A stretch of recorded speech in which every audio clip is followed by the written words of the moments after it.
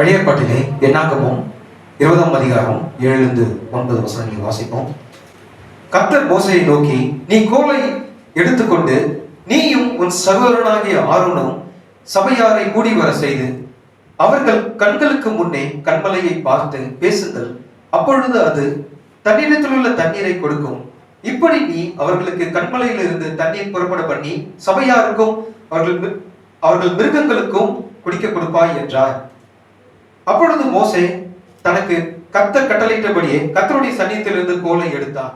ஒரு சோதனை தான் விசுவாசி என்ன பண்ணும், அது தேவனோடு கூட கிட்டி நெருங்கி சேர்க்கும். இது உண்மை. ஏன் சோதனை வருகிறது, சோதனை வராம இருந்தா நல்லா இருக்குமே அப்படின்னு நினைக்காதீங்க. சோதனை வருது நல்லது, இன்னும் அதிகமா சோதனை வரட்டும் நீங்க நினைங்க. ஏன்னா ஒவ்வொரு உங்களோட வாழ்க்கையில வருகிற ஒவ்வொரு சோதனையும் தேவனிடத்துல உங்களை என்ன பண்ணும், கிட்டி நெருங்கி சேர்க்கும். ஒரு விசுவாசியை என்ன பண்ணும், அது வலுப்படுத்தும். அதனால சோதனையை பார்த்து பயந்துடாதீங்க. ஜெயிப்பதற்காகவே கர்த்தர் இங்கே வைத்திருக்கிறார். ஏற்கனவே ஒரு சோதனை ஏற்கனவே இயேசு கிறிஸ்து என்ன செய்தார், கல்வாரியிலே இந்த சோதனை எல்லாம் மேற்கொண்டு விட்டார். நீங்கள் கர்த்தருடைய வார்த்தையிலும் அவர் சத்தியத்திலும் ஜெபத்திலும் நில்லுங்க, போதும். சோதனையிலிருந்து விடுவிக்க அவர் வல்லவராக இருக்கிறார். ஆமென். தொடர்ந்து வருகிற செய்தியை நாம் பார்ப்போம். பாருங்கள், இங்கே நாம் மோசே குறித்து நாம் இங்கே பார்த்தோம். நீ பார்க்க போகிற செய்தி அதுதான், மகத்தான ஊழியக்காரனாகிய மோசே என்ற ஒரு செய்தி நாம் இன்னைக்கு பார்க்க போகிறோம்.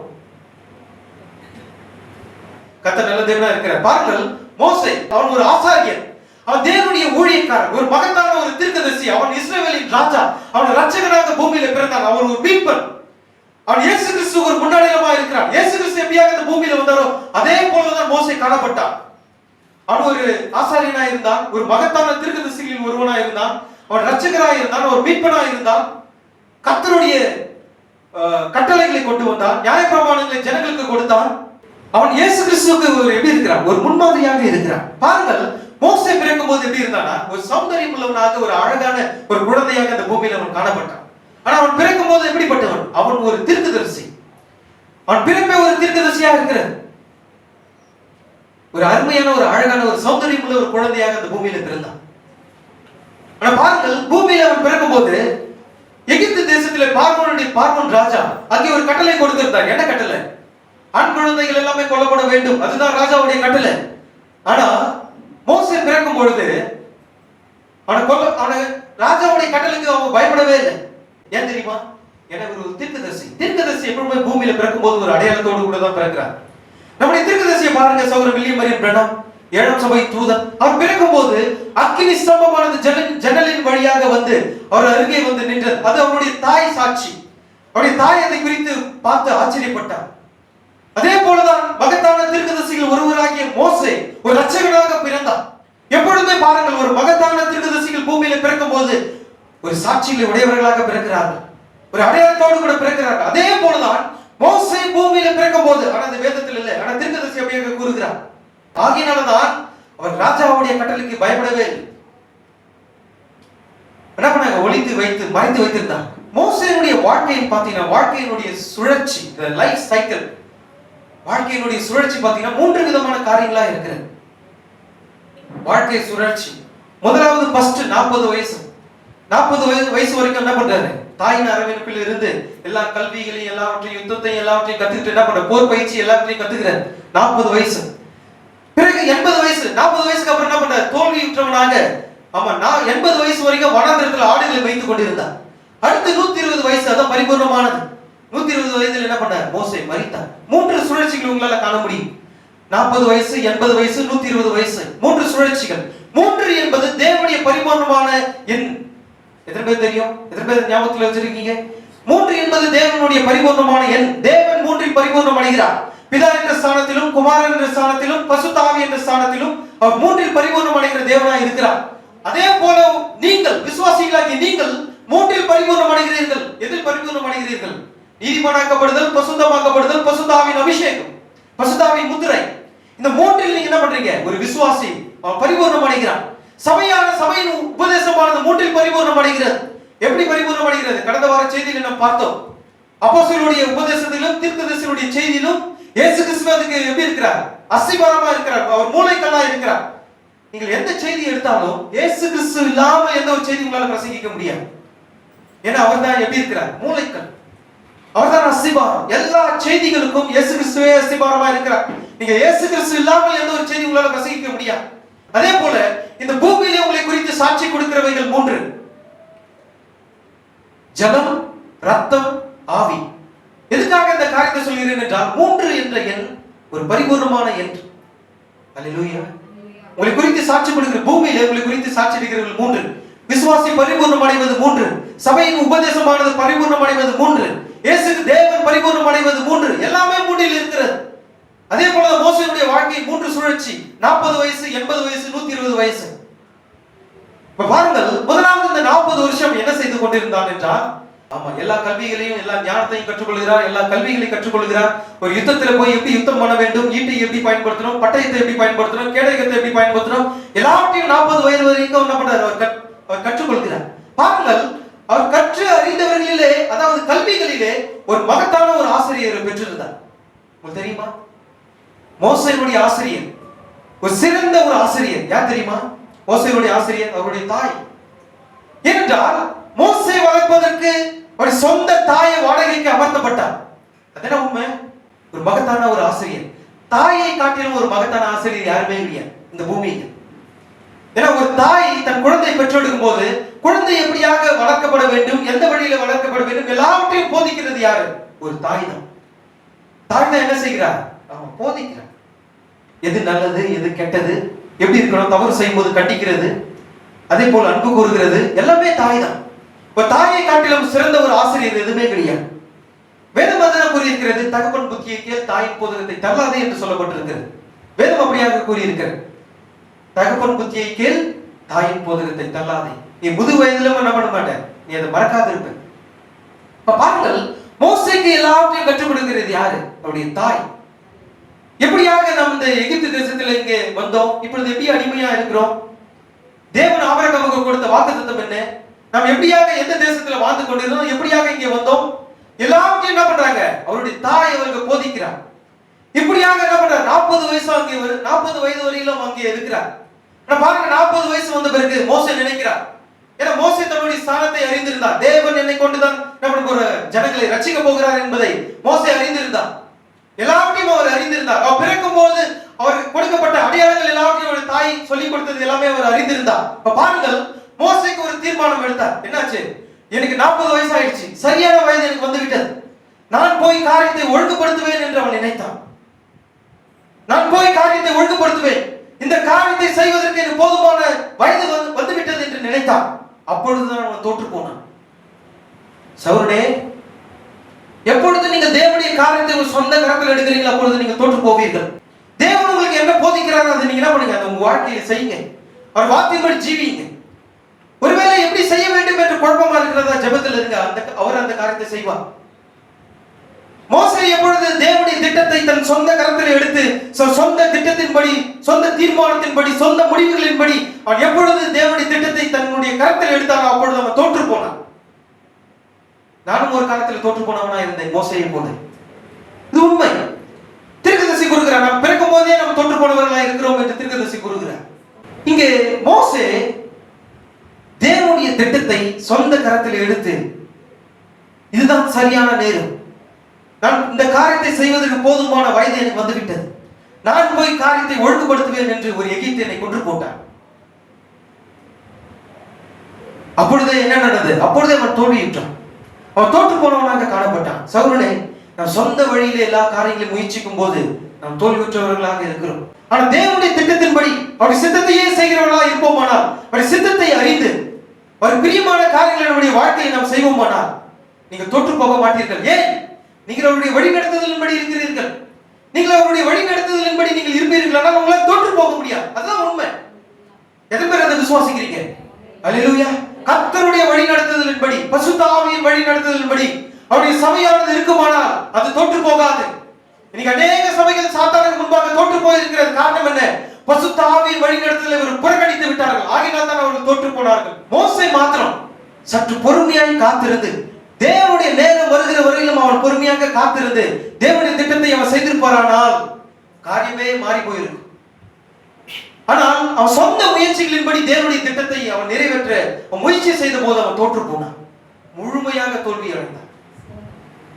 நான் சொல்றேன், உடைய வாழ்க்கையில தேவன் வைத்திருக்கிற திட்டத்தை நீங்க என்ன பண்ணாதீங்க, சொந்த குறிக்கோளோடு கூட, சொந்த முயற்சிகளோடு கூட, சொந்த அறிவுகளோடு கூட எப்பொழுதுமே முயற்சி செய்து தேவனுடைய திட்டத்தை இப்படியாக இந்த வழியில நிறைவேற்றலாம் என்று முயற்சி செய்யாதீங்க, தோற்று போவீர்கள். அதனால்தான் ஒவ்வொரு முறையும் சொல்கிறேன், ஆவி ஆத்மா சரீரம் முழுவதையும் அவருடைய கரத்தில் ஒப்படைச்சிருங்க. அவர்களை வழி நடத்திட்டுமே, வழி நடத்துவதற்காக தான் பசுத்த ஆவியில வாக்குத்தத்தமாய் கொடுக்கப்பட்டிருக்கிறேன்.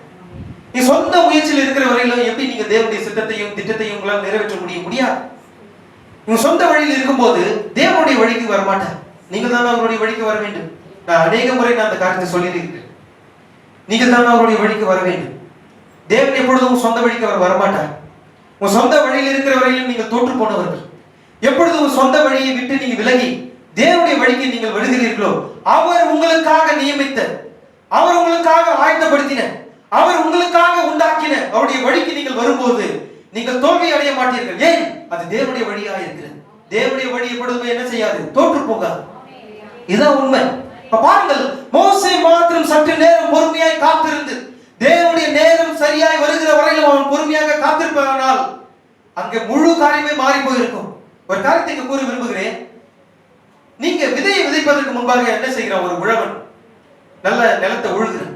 உழுதுக்கு அப்புறம் என்ன பண்றான்? விதையை விதைக்கிறான். விதையை விதைத்ததுக்கு அப்புறம் 1 மணி நேரம் கழிச்சு வந்து பார்த்தா விதைச்சிருக்குமா? விளைச்சல் வந்திருக்குமா?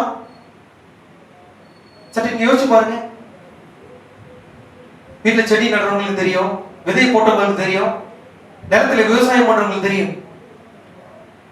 நிலத்தை என்ன பண்ணணும்? உழுது அதை பண்படுத்தி பதப்படுத்தி பிறகு நீங்க என்ன பண்ணணும்? விதையை போடுவீங்க. விதையை போட்டு 1 மணி நேரம் கழிச்சு வந்து பார்த்தா செடி வந்திருக்குமா? வராது. நீங்க என்ன பண்ணணும்? அந்த விதையானது, விதைக்கப்பட்ட விதையானது நிலத்திலே விழுந்து அது அழுகி அதுக்குள்ளாக இருக்கிற ஜீவனானது பிறப்பிக்கப்பட்டு அது வளர்ந்து தன் பலனை கொடுக்கிற வரையில நீங்க என்ன பண்ணணும்? பொறுமையோடு கூட காத்திருக்க வேண்டும். உங்களுக்கு புரிகிறதா? விதை போட்டவுடனே 1 மணி நேரத்துல செடி வந்துடாது. விதை போட்டதுக்கு அப்புறம் நீங்க என்ன பண்ணணும்? பொறுமையோடு கூட காத்திருக்கணும்.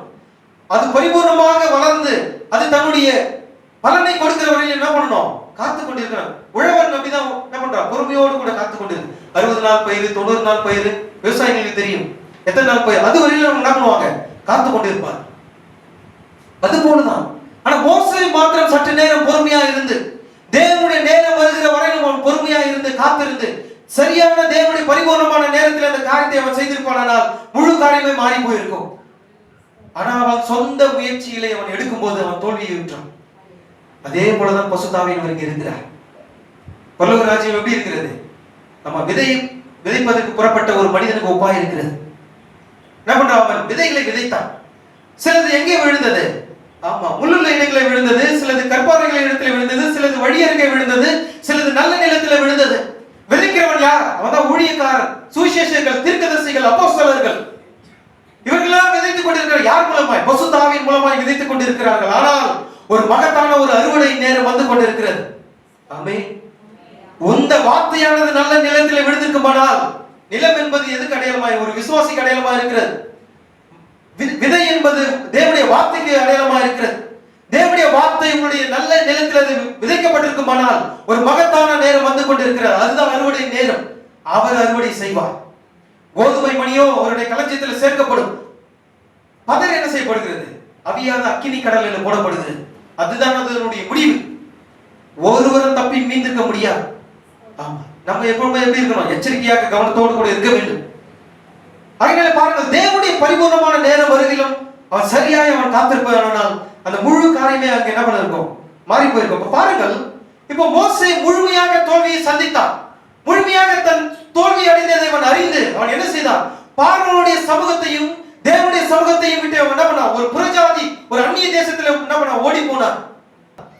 40 வருஷம் வனாந்திரத்தில் ஆடைகளை வைத்துக் கொண்டிருந்தான். ஒரு எத்தியோப்பிய பெண்ணை என்ன பண்ணான்? திருமணம் செய்து கொண்டான். ஒரு அந்நிய ஜனங்கள் மத்தியில் இருந்து ஒரு என்ன பண்ண? ஒரு மணவட்டியை அவன் தெரிந்து கொண்டான். ஒரு மனைவியை தெரிந்து கொண்டான். அங்கே விவாகம் செய்து கொண்டு 40 வருஷம் அங்கே அந்நிய தேசத்தில் சஞ்சரித்துக் கொண்டிருந்தான். தேவனுடைய ஐக்கியத்திலிருந்து விட்டு விலகி ஓடி போன ஒரு விசுவாசிக்கு இது ஒரு பரிபூர்ணமான ஒரு எடுத்துக்காட்டு. தேவனுடைய சத்தியத்தை விட்டு, இந்த செய்தியை விட்டு, தேவனுடைய ஐக்கியத்தை விட்டு, அவருடைய சமூகத்தை விட்டு பின்வாங்கி போனவனுக்கு இது ஒரு அடையாளமா இருக்கிறது. அந்த காரியத்தை நான் விரைவாக கொண்டு போகிறேன். கர்த்தர் நல்ல தேவனா இருக்கிறார். பாருங்கள், தேவன் மோசேயிடம் 40 வருஷம் பேசவே இல்லை. 40 வருஷம், ஒரு வருஷம் 2 நாள் 3 நாள், ஒரு வாரம் 2 வாரம், ஒரு மாசம் 2 மாசம் இல்ல, 40 வருஷம். 40 வருஷம் தேவன் என்ன பண்ணல, மோசேயிடத்தில் பேசவே இல்லை. அவனுக்கு எந்த ஒரு தரிசனமும் உண்டாகல, இயற்கைக்கு மேம்பட்ட எந்த ஒரு அடையாளங்களினாலும் தேவன் அவனிடத்தில் தோன்றல. 40 வருஷம். ஏன் அவன் தேவனுடைய ஐக்கியத்தை விட்டு என்ன பண்ணான்? தோல்வி அடைந்தவனாக விட்டு ஓடி போய். சகோதரனே, தேவனுடைய சபையானது தேவனுடைய ஐக்கியத்திலிருந்து விலகி போகும்போது தேவனும் அந்த சபையிலிருந்து விலகி விடுகிறார். நம் தேவனோட ஐக்கியத்தில் நாம் இருக்க வேண்டும். இதுதான் அந்த காரியத்தை நான் குறிப்பிட விரும்புகிறேன். மனுஷனுடைய ஆலோசனையை கேட்காதீங்க. எந்த ஒரு மனுஷனுடைய ஆலோசனையை கேட்காதீங்க. பசுத்த ஆவியானவர் என்ன பேசுகிறார் அதை மாத்திரம் கேளுங்க. ஆவியின் சிந்தை எப்படி இருக்கிறது? ஜீவன், சமாதானமோ. உலகத்தில் உள்ளவர்கள் உலகத்தின் ஆவியை பெற்றவர்களா இருக்கிறார்கள். அவங்களுடைய முடிவு மரணமா இருக்கிறது. அதனால சொல்றேன், எந்த மனுஷனுடைய ஆலோசனையை கேட்காதீங்க. ஏனென்றால் நீங்கள் ஏற்கனவே வேறு பிரிக்கப்பட்டவர்கள். நீங்கள் தோற்று போனவர்கள் அல்ல, நீங்கள் ஜெயிப்பதற்காகவே பிறந்தவர்கள். ஜெயிப்பவர்களிலும் மேலானவர்கள் என்று தீர்க்கதரிசி கூறுகிறார். You are more then conqueror. அப்படியாக தீர்க்கதரிசி கூறுகிறார். அப்படியானால் என்ன? மோர் தென் கான்கரர் என்றால் என்ன? ஜெயிப்பவனிலும் மேன்மையானவன் என்று அர்த்தம். நீங்கள் தோற்று போவதற்காக பிறக்கல, ஜெயிப்பதற்காகவே உங்களை தேவன் தெரிந்து கொண்டார். ஜெயம் கொள்கிறவன் எவனோ? இதுதான் பரிசுத்த ஆவியானவர் சபையை பார்த்து கூறுகிறார். ஜெயம் கொள்கிறவன் எவனோ அவன் எல்லாவற்றையும் சுதந்திரித்துக் கொள்வான். ஆனா தோற்று போனவன் பதரை எங்க போகும்? பதறலாம் அவியாத அக்கினி கடலுக்கு தான் போகும். இதோ கோடாரியானது மரத்தின் வேர் இருக்க வைக்கப்பட்டிருக்கிறது. கனி கொடாத மரம் எல்லாம் யாரு? இது விசுவாசியை குறித்து கூறப்பட்டிருக்கிறது, ஒரு சபையை குறித்து கூறப்பட்டிருக்கிறது. கனி கொடாத மரம் எல்லாம் வெட்டு அக்கினியில போடப்படும். நாம் பரிசுத்த ஆவியின் கனிகளை கொடுக்க வேண்டியவர்களா இருக்கிறோம். பரிசுத்த ஆவியின் கனி கொடுக்காதவர்களோ வெட்டு அக்கினியில போடப்படும். சபையானது என்ன செய்யணும்? பரிசுத்த ஆவியின் கனிகளை கொடுக்கணும். ஒரு சபையானது பரிசுத்த ஆவியின் கனியை கொடுக்காவிட்டால் வெட்டு அக்கினியில போடப்படும். இதுதான். இப்ப பாருங்கள், ஒரு சபையும் தேவனுடைய ஐக்கியத்தை புறக்கணிக்கும் போது தேவன் அந்த சபையை விட்டு வெளியே போய் விடுகிறார். இதுதான் காரியமா இருக்கிறது. பாருங்கள், இப்பொழுது அவன் எந்த ஒரு ஐக்கியமும் இல்லாமல் ஒரு அந்நிய தேசத்திலே அந்நிய ஜனங்களோடு கூட இவன் வாழ்ந்து கொண்டிருந்தான். இவன் யார்? இவன் ஒரு யூதன். எல்லாத்துக்கும் என்ன காரணம்? சொந்த முயற்சி தான் காரணம். சொந்த முயற்சிகளை நீங்கள் செய்யும் பொழுது பரிசுத்த ஆவியை உங்களை விட்டு என்ன பண்றாரு? விலகி விடுகிறார். நீங்கள் பரிசுத்த ஆவியை பெற்றிருப்பீர்களானால் அதுதான் பரிசுத்த பவுல் கூறுகிறார். வாக்குத்தத்தமாய் கொடுக்கப்பட்ட பரிசுத்த ஆவியை என்ன பண்ணாதீங்க? துக்கப்படுத்தாதீர்கள் என்று கூறியிருக்கிறது. சொந்த முயற்சியில் உள்ள போனீங்கன்னா பரிசுத்த ஆவியை வெளில போயிடுவார். மனுஷனுடைய ஆலோசனை உபதேசத்தை கேட்டீங்கன்னா வெளியில போயிடுவார். தேவனுக்கு பிரியமில்லாத எந்த காரியம் உங்கள் வாழ்க்கையில் காணப்பட்டால் பரிசுத்த ஆவியை உங்களை விட்டு வெளியே போயிடுவார். நீங்களும் உலகத்தில் இருக்கிறவர்கள் போல நீங்களும் ஒருவராக இருப்பீர்கள்.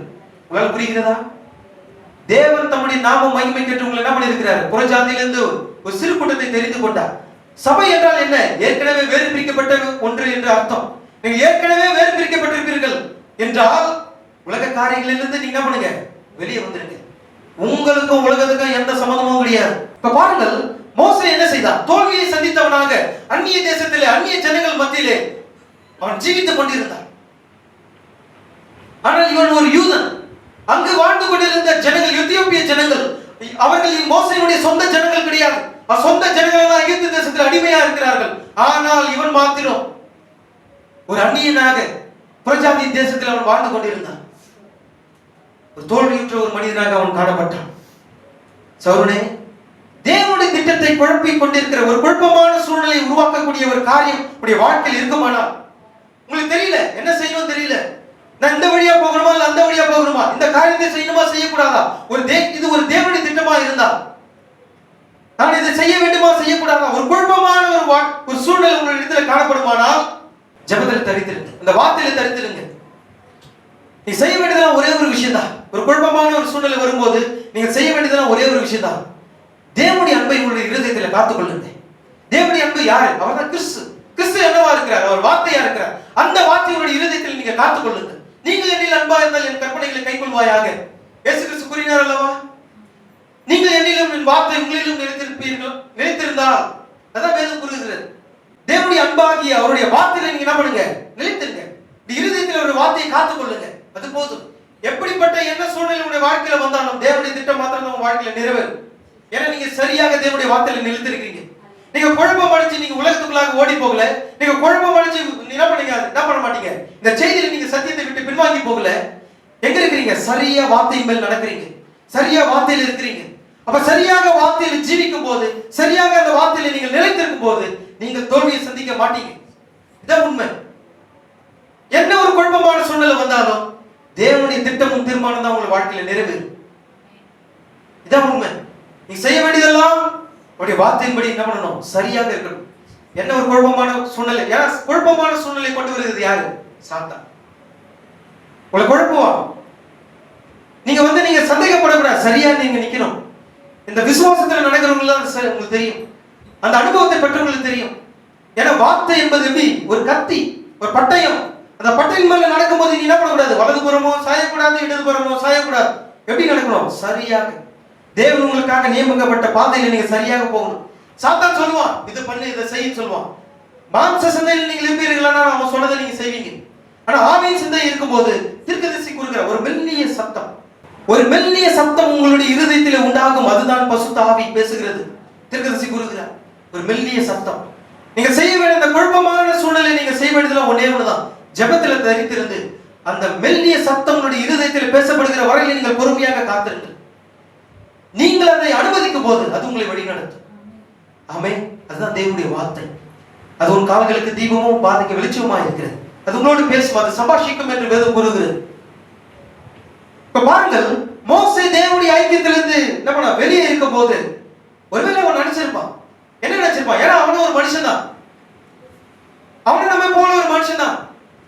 அவன் நினைச்சிருப்பான், தேவன் நமக்கு ஒரு திட்டத்தை வைத்து என்ன ஒரு ரட்சகனாக இந்த பூமியில என்னை ஏற்படுத்தி நான் பிறக்கும் போது ஒரு அடையாளத்தோடு கூட நான் பிறந்தேன் என்று தாய் கூறினான்.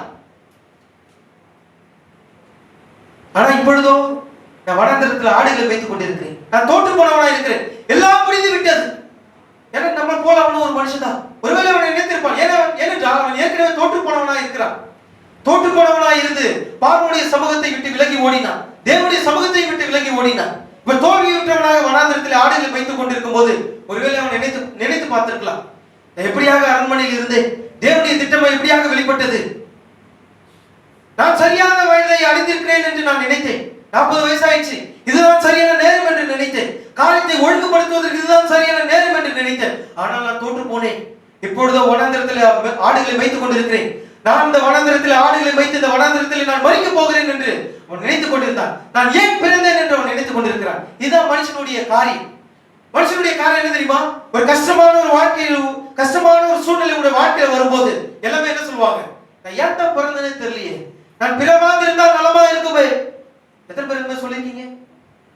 நானும் ஒரு காலத்துல சொல்லியிருக்கிறேன், நான் வெக்கப்படலை. நான் கிறிஸ்துவின் சாட்சியை குறித்து நான் என்ன பண்ண மாட்டேன், வெக்கப்பட மாட்டேன்.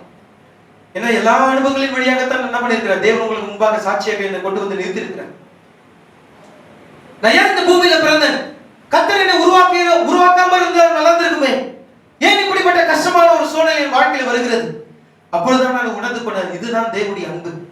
அதனால்தான் என் வாழ்க்கையில் சோதனைகள் வருகிறது. அப்படியானால் தேவனே இதை காட்டிலும் அதிகமான சோதனை என் வாழ்க்கையில் அனுபவம் என்று கூறினேன். தேவனோடு கூட நீங்கள் கிட்டி நெருங்கி சேரும் போது தொடர்ந்து வருகிற செய்தியை நீங்க அறிந்து கொள்வீர்கள். எத்தனை பேர் நினைச்சிருக்கீங்க, நான் ஏன் இந்த பூமியில பிறந்தேன், நான் செத்து போனா நல்லா இருக்குமே, அப்படி யாராவது நினைச்சிருக்கீங்களா? ஒரு முட்டாள்தனமான ஒரு காரியம். அப்படி செய்யாதீங்க. கர்த்தர் உங்களை அவருடைய மகிமைக்கென்று உங்களை சிருஷ்டித்திருக்கிறார். நீங்கள் அவருடைய மகிமைக்கென்று சிருஷ்டிக்கப்பட்டவர்கள். அவரை மகிமைப்படுத்துவதற்காக உங்களை என்ன பண்ணிருக்கிறார்? புற ஜாதியில் இருந்து ஒரு சிறு கூட்டத்தை தெரிந்து கொண்டார். அந்த சிறு கூட்டம் தான் நீங்க. லட்சத்தில் ஒன்று நாம எப்படி சேர்ந்திருப்பார் தேவன்? அங்கொன்று இங்கொன்றுமாக. லட்சத்தில் ஒன்று எப்படி அங்கொன்று இங்கொன்றுமாக என்ன பண்ணிருப்பார் தேவன்? உலகத்தோடு முன்பாகவே தெரிந்து வைத்திருக்கிறார் அவருடைய தீர்மானத்தின்படி. அப்படியானால் அவருடைய தீர்மானத்தின்படியே அழைக்கப்பட்டவர்களாகிய நீங்கள் நான் செத்தா நல்லா இருக்குமே என்று சொல்வது சரியான வார்த்தையா? சற்று யோசிச்சு பாருங்க. கஷ்டமான ஒரு உபத்திரம், இந்த செய்தி கேட்கிறீங்க, நாளைக்கே ஒரு உபத்திரமானது உங்க வாழ்க்கையில் வரும்போது, நாளைக்கே ஒரு சோதனையானது உங்க வாழ்க்கையில் வரும்போது நீங்க சொல்வீங்களா? ஒருவேளை நீங்கள் அப்படி சொல்லியிருப்பீர்களானால் தேவனுடைய சமூகத்துக்கு முன்பாக உங்களை திருத்திக் கொள்ளுங்கள். தேவனுடைய சமூகம், அதுதான் சபையானது வைக்கப்பட்டிருக்கிறது. சபைக்கு எதுக்கு வந்திருக்கிறோம்? தேவனோடு கூட உங்களை சரி செய்து கொள்வதற்காக. ஏதோ வந்துமா, கை தட்டுமா, பாட்டு பாடுமா, செய்தி கேட்டுமா, காணிக்கை போட்டுமா போறது அதுக்காக அல்ல. உங்களை நீங்க என்ன பண்றீங்க? தேவனோடு கூட சரி செய்து கொள்கிறீர்கள்.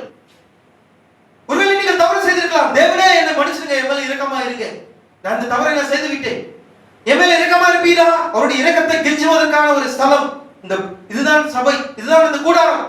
நீங்கள் உங்களை சரி செய்து கொள்வதற்காக தான் நீங்க வருகிறீர்கள். ஏதோ ஒரு கடமைக்காக, ஒரு ஆசீர்வாதத்துக்காக வரல. ஆசீர்வாதத்துக்காக சபைக்கு வராதீங்க, அதுதான் நான் சொல்றேன். ஆசீர்வாதத்துக்காக இந்த சபையானது இங்க நடத்தப்படல. அதுக்காக பரிசுத்த ஆவியானவர் வாக்குத்தத்தமாக கொடுக்கப்படல. நித்திய ஜீவனை அளிப்பதற்காக வாக்குத்தத்தமாக கொடுக்கப்பட்டார். எதற்காக? நித்திய ஜீவனை கொடுப்பதற்காக.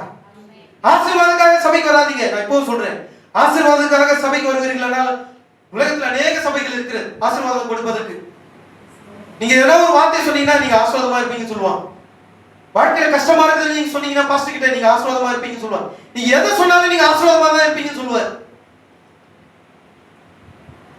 ஆசீர்வாதம் போறதுக்கு நிறைய சபைகள் இருக்கு. நித்திய ஜீவனை கொடுப்பதற்கு ஒரு சில சபைகள் மாத்திரம் தான் இருக்கு. அங்கதான் பரிசுத்த ஆவியானவர் இருக்கிறார். நீங்கள் அப்படிப்பட்ட சபையில நீங்க என்ன பண்ணணும்? நாடி தேடி விரும்பி முழு வாஞ்சியோடு கூட, ஏக்கத்தோடு கூட, தாகத்தோடு, பசியோடு கூட வரணும். ஏன்னா உங்கள் தாகத்தை, உங்கள் பசியை மாற்றுவதற்கு யார் இருக்கிறார்? பரிசுத்த ஆவியானவர் இருக்கிறார். உன் இருதயத்தின் வாஞ்சைகள் எல்லாம் நிறைவேற்றுவதற்கு யார் இருக்கிறார்? பரிசுத்த ஆவியானவர் இருக்கிறார். நீங்க தாகத்தோடு வரும்போது உங்கள் தாகத்தை தீர்ப்பதற்கு ஒருவர் இங்க இருக்கிறார். உங்கள் பசியை தீர்ப்பதற்கு ஒருவர் இங்க இருக்கிறார். அவர்தான் பரிசுத்த ஆவியானவர். உங்களுக்கு போதும் போதும் என்ற அளவுக்கு திருப்தியாக்கி அனுப்பக்கூடிய ஒருவர் இருக்கிறார். அவர்தான் பரிசுத்த ஆவியானவர். அவரை காட்டில் உங்களை திருப்திப்படுவதற்கு வேறு ஒருவரும் இந்த பூமியில கிடையாது. அதுக்காக தான் அவர் பரிசுத்த ஆவியானவர் கொடுக்கப்பட்டிருக்கிறார் வாக்குத்தத்தமா. யாராவது அப்படி நினைச்சிருந்தீங்கன்னா இனிமே அந்த வார்த்தை உங்கள் வாயிலிருந்து வரக்கூடாது. அதான் சொல்ல விரும்புகிறேன். செத்துட்டா நல்லா இருக்குமே, ஏன் தேவன் இந்த பூமியில என்ன வச்சார்? என் வாழ்க்கை இவ்வளவு கஷ்டமா இருக்கிறது, என் வாழ்க்கையில இவ்வளவு போராட்டம் இருக்கிறது, என் வாழ்க்கையில ஒரே சோதனையா இருக்கிறது, என் வாழ்க்கையில ஒரு சந்தோஷமே இல்லையே, சமாதானம் இல்லையே. அப்படிப்பட்ட ஒரு சூழ்நிலையில் நீங்க இருப்பீர்களா? இப்பொழுதே நினைவில் கொள்ளுங்கள், நீங்க தேவனோடு கூட சரியா இருக்கிறீங்க. இப்படிப்பட்ட ஒரு சூழ்நிலை நீங்கள் இருப்பீர்களா? நீங்கள் தேவனோடு கூட சரியா இருக்கிறீர்கள் என்று. மோசேயினுடைய வாழ்க்கை எப்படி தெரியுமா? மோசே ஒரு பிளஸ் அல்லது மைனஸ், அவருடைய மனைவி அல்லது பிளஸ் இல்லைன்னா மைனஸ். மோசே ஒரு கோபக்காரன், அவருடைய மனைவியும் ஒரு கோபக்காரி. எத்தனை பேருக்கு தெரியும்? ஆமா, அவருடைய மனைவிக்கு ஒரு பயங்கரமான ஒரு கோபக்காரி, மோசே ஒரு பயங்கரமான ஒரு கோபக்காரன். ரெண்டுமே மைனஸ் தான். எப்பவுமே ஒரு வாழ்க்கையின் ஜீவிதத்தில் ஒரு குடும்பமா இருக்கும்போது ஒரு ஆண் பிளஸ்ஸா இருக்கணும், அல்லது ஒரு சில விஷயங்கள் மாறும். நீங்க ஒரு ரிமோட் எடுத்தீங்கன்னா ரிமோட் பின்னாடி போட்டிருப்பாங்க சிம்பிள், பிளஸ் மைனஸ் போட்டிருப்பாங்க. பிளஸ் மைனஸ் இருந்தாதான் ஒரு ரிமோட் என்ன பண்ணும்? ஒர்க் ஆகும். ரெண்டுமே பிளஸ் இருந்தா ரிமோட் ஒர்க் ஆகும், இல்ல ரெண்டுமே மைனஸ் இருந்தா ரிமோட் ஒர்க் ஆகாது. ஒரு மனைவி இடத்துல பிளஸ் இருக்கும், மைனஸ் இருக்கும். நீங்க பிளஸ்ஸா இருக்கும்போது மனைவி மைனஸா இருப்பாங்க. நீங்க மைனஸா இருக்கிற இடத்துல மனைவி எப்படி இருப்பாங்க? பிளஸ்ஸா இருப்பாங்க. அப்பதான் ஒரு குடும்பமா இருக்கும். அப்பதான் சரியா இருக்கும். ஒரு அண்டர்ஸ்டாண்டிங், புரிந்து கொள்ளுதல் அங்க இருக்கும். ரெண்டுமே பிளஸ்ஸா இருந்தா என்ன பண்ணும்? பிரச்சனை வரும். ரெண்டுமே மைனஸா இருந்தா டைவர்ஸ்ல போயிடும். இப்ப பாருங்க, எதுக்காக இந்த காரியத்தை கூறுகிறேன் என்றால், மோசேயுடைய வாழ்க்கை அப்படிதான். ரெண்டுமே மைனஸா, இவனு மோசேவும் மைனஸா, அவருடைய மனைவியும் மைனஸா, ரெண்டுமே கோபக்காரர்கள் தான். ஒரு சந்தோஷமான ஒரு வாழ்க்கை அவனிடத்தில் இருக்காது. எப்பொழுதுமே ஒரு சண்டை தான் வீட்டுல. எப்பொழுதுமே சமாதானம் கிடையாது, எப்பொழுதுமே சண்டை தான். அப்படிப்பட்ட ஒரு காரியம். ஆனா மோசேக்கு அப்படிப்பட்ட ஒரு துணையை கொடுத்தார் தேவன். எதற்காக? இவன் தேவனுடைய ஊழியத்துக்கு சரியாக வருவதற்காக தான், இவனை பண்படுத்துவதற்காக தான், இவனை பதப்படுத்துவதற்காக தான், இவனை பக்குவப்படுத்துவதற்காக தான், சுபாவத்தை மாற்றுவதற்காகத்தான் இப்படிப்பட்ட ஒரு மனைவியை கொடுத்தார். ஆனா தேவன் மோசேயை ஊழியத்துக்கு அழைக்கும் போது எப்படி இருந்தார்? சாந்தம் உள்ளவராய் இருந்தார். அப்ப தேவன் இப்படிப்பட்ட காரியங்களை உங்கள் வாழ்க்கையில அவர் அனுமதிக்கிறார். இப்படிப்பட்ட காரியங்களுடைய வாழ்க்கையில் வரும்போது நான் தேவனோடு கூட சரியா இருக்கிறேன் என்பதை நீங்க என்ன பண்ணுங்க? அறிந்து கொள்ளுங்க. வாழ்க்கையில சோதனை வருது, கஷ்டம் வருது, சந்தோஷம் இல்லை, சமாதானம் இல்லை, என்ன பண்றதுன்னே தெரியல, வாழ்க்கையில எல்லா கதவுகளும் அடைக்கப்பட்டிருக்கிறது, நான் எங்க தான் போறது? நான் வாழ்ந்தா சாவுறதா? அப்படி நினைக்காதீங்க. நான் செத்துட்டா நல்லா இருக்குமே அப்படி சொல்லாதீங்க. அந்த வார்த்தை ஒரு விசுவாசியினுடைய வாயிலிருந்து புறப்படக்கூடாது. ஏன் தெரியுமா? தீர்க்கதரிசி என்ன சொல்றேன்னு பாருங்க. ஜனங்கள் மரிப்பதற்கு நான் ஜனங்கள் மரிப்பதற்கு நான் ஆயத்தப்பட வேண்டும் என்கின்றன.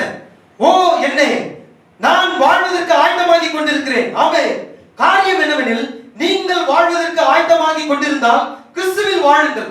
பாவம், மரணம், பாதாளம் என்பவைகளின் பேரில் வெற்றியுள்ள ஒரு வாழ்க்கை எனக்கு ஏற்கனவே வெற்றி உள்ளது. அவரே எனது வெற்றியாக இருக்கிறார். நான் அவருடைய அத்தாட்சி, அவருடைய வெற்றிக்கு நான் ஒரு அத்தாட்சி. ஆமே, அதுதான் வெற்றி உள்ள ஒரு வாழ்க்கையை தேவன் நமக்கு தந்திருக்கிறார். அல்லேலூயா. பாவத்தின் மீது, மரணத்தின் மீது, நோய் மீது, வியாதியின் மீது, எல்லாவற்றின் மீது ஒரு வெற்றியுள்ள வாழ்க்கையை அவர் தந்திருக்கிறார். அவரே நமக்கு வெற்றியா இருக்கிறார். யாரு? கிறிஸ்து. அப்படி வெற்றியுள்ள ஒரு வாழ்க்கையை கர்த்தர் நமக்கு தந்திருக்கும் போது நான் செத்துட்டா நல்லா இருக்குமே அப்படி சொல்வது சரியான வார்த்தையா? ஒரு விசுவாசியுடைய வாழ்க்கையிலிருந்து அப்படி நீங்க சொல்லக்கூடாது. நான் பிறவாது இருந்தா நல்லா இருக்குமே. நான் ஏன் இந்த பூமியில பிறந்தேன்? என்னமா பிறந்தீங்க? தேவனுடைய மகிமைக்காக பிறந்தீங்க. அல்லேலூயா. நீங்க மீட்கும்படியாக பிறந்தீர்கள். வாழ்க்கையில சோதனை எல்லாம் வரும், கஷ்டம் எல்லாம் வரும். சாத்தான் உங்களை சோதிப்பான். ஏவாளை சோதித்தது உண்மையானால் உங்களையும் அவன் சோதிப்பான். ஏன்? சாத்தான் நீங்க ஜெயிக்க வேண்டும்.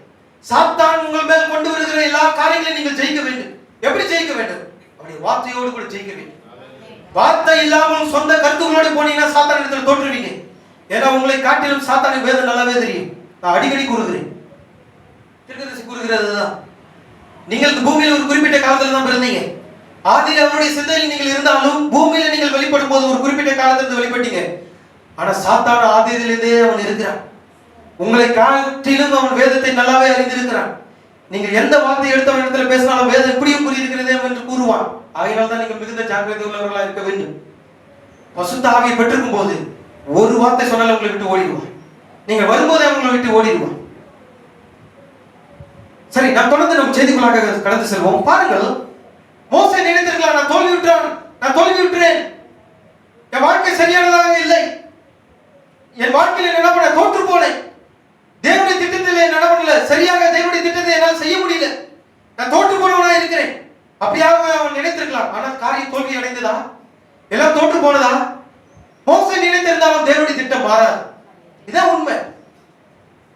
தேவனுடைய வாழ்க்கையிலே ஒரு திட்டத்தை வைத்திருக்கும் போது நீங்கள் இதெல்லாம் நடக்காது, எல்லாம் முடிஞ்சு போச்சு, இதுக்கப்புறம் நடக்குமா என்று நீங்க நினைக்கும் போது அவிசுவாசம் தேவனுடைய திட்டத்தை தடை செய்யாது என்று தீர்க்கதரிசி கூறுகிறார். தேவன் உங்கள் வாழ்க்கையில் வைத்த திட்டம் எப்படியானாலும் நிறைவேறும். அவருடைய தீர்மானம் தான் நிறைவேறும். அல்லேலூயா. நீங்கள் அது குறித்து நீங்க சந்தோஷமா இல்லையா? நம்ம சாதாரண ஒரு மனுஷன் தான். நம்மிடத்துல குறைகள் இருக்கிறது, தவறுகள் இருக்கிறது, குறைகள் இருக்கிறது. ஏன்? நம்ம மாம்ச சரீரத்தில் இருக்கிறோம். பசுத்த பவுல் அப்படியாக கூறியிருக்கிறார், நம்மிடத்துல குறைகள் உண்டு, மாம்ச சரீரத்தில் இருக்கிறோம். பாருங்கள், நம்ம இப்படியாக நினைத்தாலும் எப்படியானாலும் தேவனுடைய காரியம் தான் நம்முடைய வாழ்க்கையில் நடக்க போகிறது. எப்படியானாலும் தேவனுடைய தீர்மானம் தான் நம்முடைய வாழ்க்கையில் நடக்க போகிறது. எப்படியானாலும் தேவனுடைய திட்டம் தான் நிறைவேற போகிறது. தேவன் ஆதியிலே எதை தீர்மானம் பண்ணினாரோ அதுதான் உங்கள் வாழ்க்கையில் நடக்க போகிறது. எதையும் மாற்ற போவது கிடையாது. தீர்க்கதரிசி இப்படியாக கூறுகிறார், the God's purpose can never be defeated. அப்படியாக கூறுகிறார். அப்படி என்றால் தேவனுடைய திட்டத்தை தோற்கடிக்க முடியாது, தேவனுடைய தீர்மானத்தை தோற்கடிக்க முடியாது. காரியமானது எப்படி வேணாலும் இருக்கலாம், சூழ்நிலைகள் எப்படி வேணாலும் இருக்கலாம், ஆனால் God's purpose can never be defeated. அப்படியானால் தேவனுடைய தீர்மானத்தை தோற்கடிக்கவே முடியாது. உங்களால தோற்கடிக்க முடியுமா? தேவனோடு எதிர்த்து நின்று போர் செய்கிறீர்களா? உங்களால காண முடியுமா? முடியாது. நீங்க என்னதான் நினைச்சாலும் தேவனுடைய திட்டம் உங்க வாழ்க்கையில நிறைவேறும். எப்பவுமே அதுதான் சொல்கிறேன், நீங்க வெறுமையாக்குங்க, வெறுமையாக்குங்க. ஆவி ஆத்மா சரீரம் முழுவதையும் எல்லாத்தையும் என்ன பண்ணுங்க, பலிபீடத்துக்கு முன்பாக வச்சிருங்க. கர்த்தாவே, நான் ஒன்றும் இல்லை, உம்மால் இல்லாம அந்த உலகத்தில் என்னால் ஜீவிக்க முடியாது. நீர் ஒருவரே, நீர் இருக்கிறதுனால தான் என்ன பண்றேன், ஜீவித்துக் கொண்டு இருக்கிறேன்.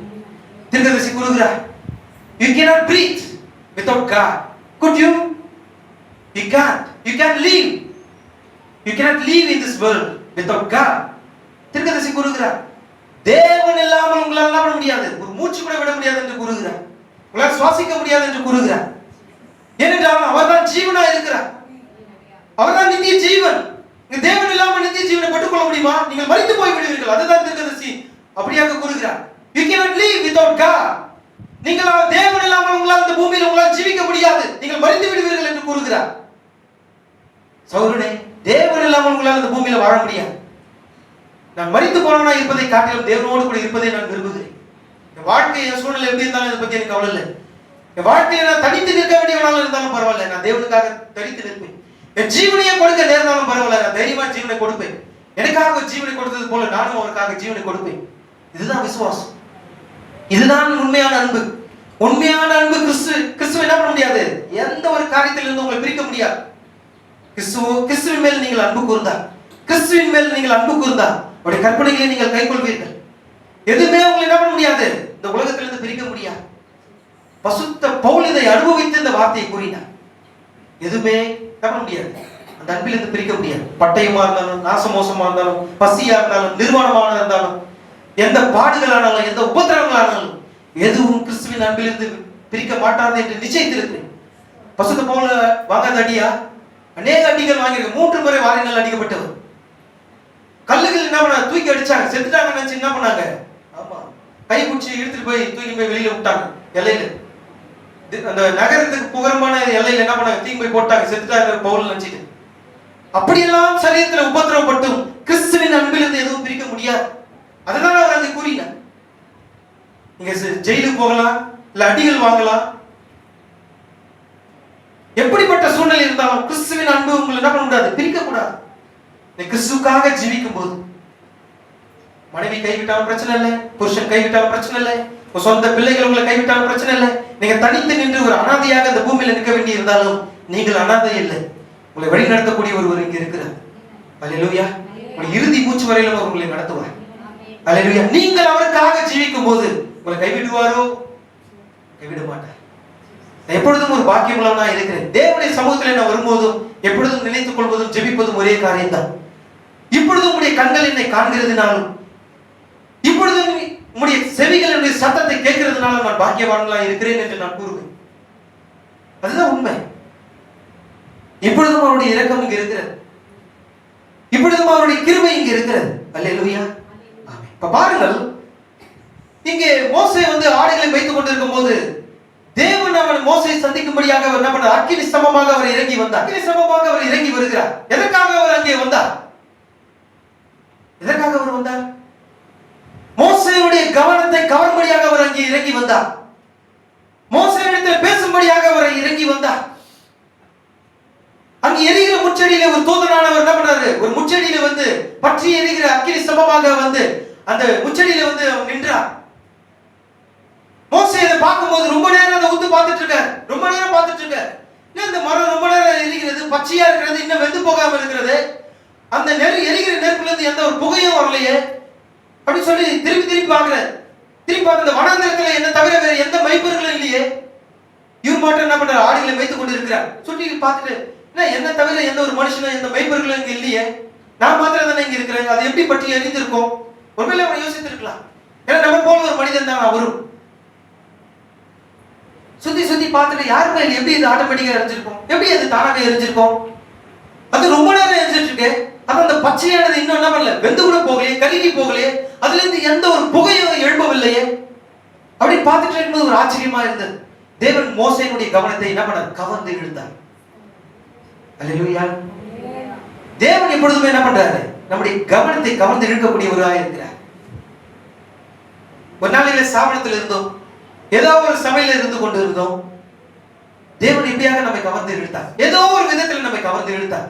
அதனாலதான் தேவனுடைய மகிமை கேட்டு நம்ம இங்க ஒரே சரீரமாக இங்க இருக்கிறோம். அல்லேலூயா. இல்லைன்னா நம்ம அப்படி இருந்திருப்போமா? நீங்க ஒரு வேற சபையில இருந்திருப்பீங்க, நான் ஒரு வேற சபையில இருந்திருப்பேன். எங்கே ஒரு சாவணத்துல, எங்கே ஒரு மூலையில, எங்கே ஒரு உட்கார்ந்துட்டு இருப்போம். மரித்து போனவர்களோடு கூட மரித்து போனவர்களாக நாம இருந்திருப்போம். கோழி குஞ்சுகளோடு கூட கோழிகளாக நாம் இருந்திருப்போம். ஆனா உங்களுடைய நிலை எதுவாக இருக்கிறது என்பதை உணர வைத்தது எது? நாம் கோழிகள் அல்ல, கழுகு என்பதை உணர வைத்தது எது? ஏதோ ஒரு விதத்தில் தேவன் நம்ம என்ன பண்ணார்? நம்மை கவர்ந்து கொண்டு இழுத்துக்கொண்டார். மோசேயை கவர்ந்து இழுக்கும்படியாக, அவருடைய கவனத்தை ஈர்க்கும்படியாக அவர் என்ன பண்ணார்? அக்கினி ஸ்தம்பத்திலே அவர் எரிகிற முச்செடியாக தோன்றினார். அதுதான் மோசேயுடைய கவனத்தை ஈர்த்தது. அதே போலதான் நம்முடைய கவனத்தை ஈர்த்தது. ஸ்தாபனத்தில் இருக்கும்போது இந்த செய்தி நம்ம இடத்துல வந்தது. இப்படியாக அதுதான் தீர்க்கதரிசி அங்கே கூறுகிறார். நம்ம எப்படி வந்தோம்? மீனவன் எப்படி என்ன பண்றான்? கடல்ல போயிட்டு வலையை போட்டு மீன் பிடிக்கிறான். அதுல எப்படி இருக்கிறது? நத்த, நண்டு, தேவையில்லாத எல்லா தவளை, எல்லா முதல, எல்லா பாம்பு எல்லாமே அதுல அகப்படும். நம்ம அப்படியாக வரல. தேவன் 10,00,000 என்று நம்மளை அழைக்கும் போது அவர் எப்படி அழைத்திருக்கிறார்? தூண்டில் போட்டு பிடிச்சிருக்கிறார். தூண்டில் எப்படி இருக்கும்? ஒண்ணு தவிர வேற எதுவும் மாட்டாது. ஒரு தூண்டில ஒரு மீன் தான் மாட்டோம். அது போலதான் ஒவ்வொரு தூண்டிலும் போட்டு என்ன பண்றாரு? ஒவ்வொருவராக கவர்ந்து இழுத்திருக்கிறார். தீர்க்கதரிசி கூறுகிறார், விசுவாசியை உலக தோற்றத்துக்கு முன்பாகவே முன்குறிக்கப்பட்ட ஜனங்களை கவர்ந்து இருக்கக்கூடிய ஒரே விஷயம் தான், அதுதான் தேவனுடைய வார்த்தை. அந்த தேவனுடைய வார்த்தை தான் உங்களை என்ன பண்ணும்? கவர்ந்து இழுக்கும். ஒரு பிளாஸ்டிக் மீன், அதாவது ஒரு ஃபைபர்ல என்ன பண்ணுவாங்க, ரெடி பண்ண ஒரு மீன். நீங்க கடலில் ஆழத்துல போட்டாலும் என்ன பண்ணும், அப்படி பளபளப்பா தெரியும். அங்க இருக்கிற மீன்கள் என்ன பண்ணும், அந்த கவர்ச்சியை பார்த்து அது ஒரு போலியான ஒரு மீன் தான், போட்டது உண்மையான ஒரு மீன் கிடையாது. நம்மளாம் சின்ன பசங்களா இருக்கும்போது என்ன பண்ணுவோம், ஏரியில போயிட்டு ஒரு நாக்குப்பூச்சி, செடியெல்லாம் குத்தினீங்கன்னா ஒரு நாக்குப்பூச்சி இருக்கும், அதுல வந்து மீன் முள்ள மாட்டி என்ன பண்ணுவோம், ஏரியில போட்டு மீன்களை பிடிக்கும். இல்லைன்னா சில மாவு உருண்டைகளை பிடிச்சி என்ன பண்ணுவோம், ஆமா அந்த ஊக்க மறைச்சி போட்டோன்னா அது சாப்பிட்றதுக்காக இறைக்காக வரும்.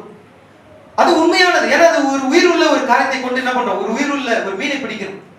ஆனா வெளிநாட்டுல எல்லாம் பாத்தீங்கன்னா ஒரு கவர்ச்சியான ஒரு ரப்பர் போல இருக்கிற ஒரு ஃபைபர், ஒரு கவர்ச்சியான ஒன்று நீங்க கடலின் ஆழத்துல போட்டாலும் என்ன பண்ணும், பளபளப்பா தெரியும்.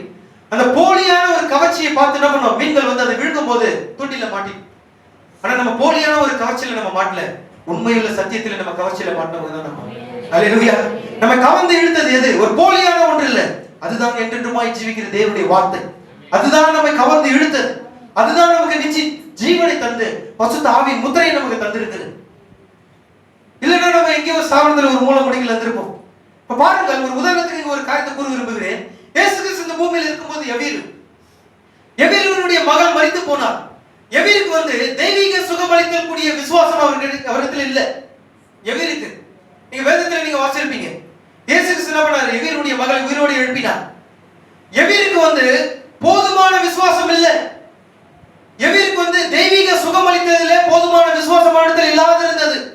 இயேசு கிறிஸ்து இந்த பூமியில் இருக்கும்போது, மேசியாவாக இருக்கும்போது எவீருடைய கவனத்தை ஈர்க்கும்படியாக ஒரு காரியத்தை செய்தார். ஒரே ஒரு காரியம் தான், என்ன செய்ய வேண்டும் என்றால் அவருடைய பிள்ளையை அடிக்க வேண்டும். வித்தியாசமா இருக்கிறதா? எவீருடைய மகளை அடிக்க வேண்டும். ஏனென்றால் அந்த விதமாகத்தான் எவீரை என்ன பண்ண முடியும், கவர்ந்து கொள்ள முடியும். தீர்க்கதரிசியாக கூறுகிறார், எவீருடைய விசுவாசத்தை, அதாவது எவீருடைய திசையை தன் பக்கமாக ஈர்த்து கொள்ளும்படியாக எவீருடைய மகளை என்ன பண்ணாரு, அடித்தார். வியாதிப்பட்டு மரித்து போனார். இப்போ எவீர் வருகிறார். இயேசு என்ன செய்தார், அவளை தொட்டு அவளை எழுப்பினார், உயிரோடு எழுப்பினார். அங்கே கவர்ந்து இழுக்கும்படியான ஒரு காரியத்தை வைத்திருக்கிறார். உங்களுடைய வாழ்க்கையில் அப்படிதான் இருக்கும், ஒரு கவர்ந்து இழுக்கக்கூடிய ஒரு காரியம். தேவன் சில நேரங்களில் உங்களுக்கு என்ன செய்கிறார், உங்களுடைய வாழ்க்கையிலே நீங்கள் உடைந்து போகும்படியாக ஒரு செய்கிறார். சில நேரங்களில் ஏமாற்றங்கள் வரும், தோல்விகள் வரும். நீங்கள் சில நேரத்தில் ஆவியில் உடைச்சு போயிடுவீங்க, பாரப்படுவீங்க, எல்லாமே வரும். உங்களை கவர்ந்து இழுக்கும்படியாக எப்பொழுதுமே ஒரு வழியை அவர் வைத்திருக்கிறார். நீங்க போய் சிக்கல்ல அவர் நம்ப மாட்டாரு, உங்களை சிக்க வைத்து விட்டு ஒரு ஓரமா நின்று வேடிக்கை பார்க்க மாட்டார். எப்படியாவது நீங்க சிக்க, ஏன்னா நீங்க அவருடைய மகன், நீங்க அவருடைய மனவாட்டி, நீங்க அவருடைய குமாரனும் குமாரத்திகளுமா இருக்கிறீர்கள். நீங்கள் ஒரு கஷ்டத்தில் இருக்கும்போது தேவன் பார்த்துட்டு சும்மா இருப்பாரா? அப்படி கிடையாது. எப்பொழுதுமே தேவன் ஒரு வழி உடையவராக இருக்கிறார். எவீருக்கும் அப்படிதான். நான் என்ன செய்யறதுன்னு தெரியல, என் மகள் என்ன பண்ண வியாதிப்பட்டிருக்கிறார், நான் என்ன செய்யணும்? அவள் கேள்விப்பட்ட ஒரே விஷயம் தான், ஒரு போதகர் ஒருவர் இருக்கிறார், அவர் தான் இயேசு கிறிஸ்து, அவர் தான் இயேசு, நீங்கள் அவரிடத்துல போங்கள். அவர் என்ன செய்வார், உங்களுடைய மகளை சுகப்படுத்துவார், அவரால் கூடு. தீர்க்கதரிசி அதுதான் கூறுகிறார். ஒவ்வொரு வியாதிசர்கள் வரும்போதும் நீ என்னை விசுவாசிக்கும், நீங்கள் தேவனை விசுவாசிக்கிறீர்களா? நான் உங்களுடைய சுகவீனத்தை, உங்களுடைய பலவீனத்தை, உங்களுடைய வியாதியை, உங்களுடைய நோயை என்னால் சுகப்படுத்த முடியாது. நான் உங்களை போல ஒரு மனிதன் தான், என்னால் அப்படிப்பட்ட காரியத்தை செய்ய முடியாது. ஆனால் இங்கே செய்யக்கூடிய ஒருவர் இருக்கிறார், நீங்கள் அவரை விசுவாசிக்கிறீர்களா? அதுதான் உங்களுடைய விசுவாசத்தின்படியே உங்களை சுகமாக்குவதற்கு ஒருவர் இருக்கிறார். எப்பவுமே ஒரு மனுஷன் என்ன பண்ண முடியாது, ஒரு மனுஷனை சுகப்படுத்த முடியாது. தேவனால் மாத்திரம் தான் அந்த காரியத்தை செய்ய முடியும். அது விசுவாசத்தின்படி தான் ஆகும். விசுவாசம் இல்லாமல் எந்த ஒரு காரியத்தை செய்ய முடியாது. அதுதான் வழியா இருக்கிறது. பாருங்கள், மோசே வந்து நினைச்சிட்டு என்ன நினைச்சார், தேவன் வந்து தன்னுடைய எப்படியாவது என்ன பண்ணுவார், தன்னுடைய ஜனங்களை விடுவிப்பார் என்று எண்ணிக்கொண்டிருந்தேனே. தேவன் வந்து என்ன பண்ணிட்டாரு, முதுக காட்டாரு. எப்படியாக தேவன் என்னை கொண்டு தம்முடைய ஜனங்களை ரட்சிப்பார் என்று நான் நினைச்சேனே, என்னை கொண்டுதான் ரட்சிப்பார் என்று நான் நினைச்சிட்டு இருந்தேனே. ஆனா தேவன் எனக்கு எந்த ஒரு காரியத்தை செய்யலையே, நான் தோற்று போனேனே. இப்போ வயதாயிடுச்சு, 40 வயசு, அதாவது 80 வயசு, நான் தோல்வி விட்டவனா இருக்கிறேன், தோற்று போனவனா இருக்கிறேன், வயசாகி போச்சு, சரீரத்துல பலனெல்லாம் போயிடுச்சு. இதுக்கப்புறம் நான் என்ன காரியத்தை செய்ய போகிறேன், என்னால உண்மையை செய்ய முடியாது. அப்படியாக அவன் நினைத்துக் கொண்டிருக்கும் போது தேவன் என்ன நினைத்தார், ஓ பரிதாபத்திற்குரிய மோசே, நீ உன் சூழ்நிலை உணரும்படியாகத்தான் இப்படிப்பட்ட காரியங்களை செய்தேன். மோசேயை சரியான வழியில கொண்டு வந்ததுக்கு தேவனுக்கு 40 வருஷம் தேவைப்பட்டுச்சு. 40 வருஷம் தேவைப்பட்டுச்சு. யாருக்கு? மோசே வந்து தேவனோடு கூட அவருடைய ஸ்தானத்தில் கொண்டு வந்து நிறுத்துவதற்கு 40 வருஷம் தேவைப்பட்டுச்சு. நீங்களும் உங்களை நாட்கள் என்ன பண்ணாதீங்க, வீணடிக்காதீங்க. நீங்க சில பேர் நினைச்சிருக்கலாம், எனக்கு வயசாயிடுச்சு, தேவன் என்னை கொண்டு இப்படிப்பட்ட காரியங்களை செய்வாரா? எல்லாமே வயசாகி போச்சு, சரீரத்தில் பலன் எல்லாம் போயிடுச்சு, தேவனுடைய அழைப்பு இப்பொழுது இருக்கிறதா என்றால் இருக்கிறது. மோசே தேவன் எந்த வயசுல அழைச்சாங்க? 80 வயசுல அழைச்சாங்க. வழுக்கத்தலை, வெள்ள முடி, நிறைச்ச தாடி, தோலெல்லாம் சுருங்கி போய், சரீரத்தில் பலன் எல்லாம் ஒடுங்கி போய், கையில ஒரு தடி வச்சு நின்று இருக்க. அப்படிப்பட்ட நேரத்திலே, அப்படிப்பட்ட ஒரு காலத்திலே, அப்படிப்பட்ட ஒரு வயதிலே தேவன் தன்னுடைய ஊழியத்தில் அவரை அழைத்தார். எப்பொழுதுமே தேவனுடைய திட்டமும் அவருடைய தீர்மானமும் தோற்று போவதே கிடையாது.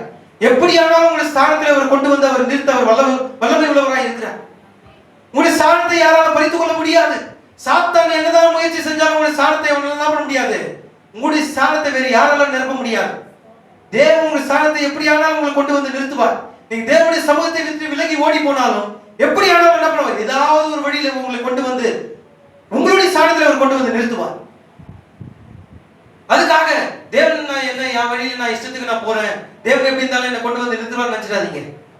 தேவனுடைய இரக்கம் இருக்கும்போது நீங்க என்ன பண்ணுங்க, அப்படி வழிக்கு வந்துருங்க.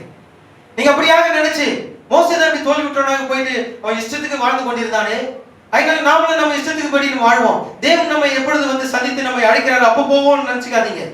நாளைக்கே தேவனுடைய வருகை வருகுமானால் இந்த பூமியில நீங்கள் கைவிடப்பட்டவர்களாக போய்விடுவீர்கள். இந்த உணர்வு வரும்போது நீங்க என்ன பண்ணுங்க, உங்களை சரியாக்குங்க. தேவன் மோசேயை உணரும்படியாகத்தான் இப்படிப்பட்ட காரியங்களை அவர் எடுத்துக்கொண்ட 40 வருஷம். எதற்காக?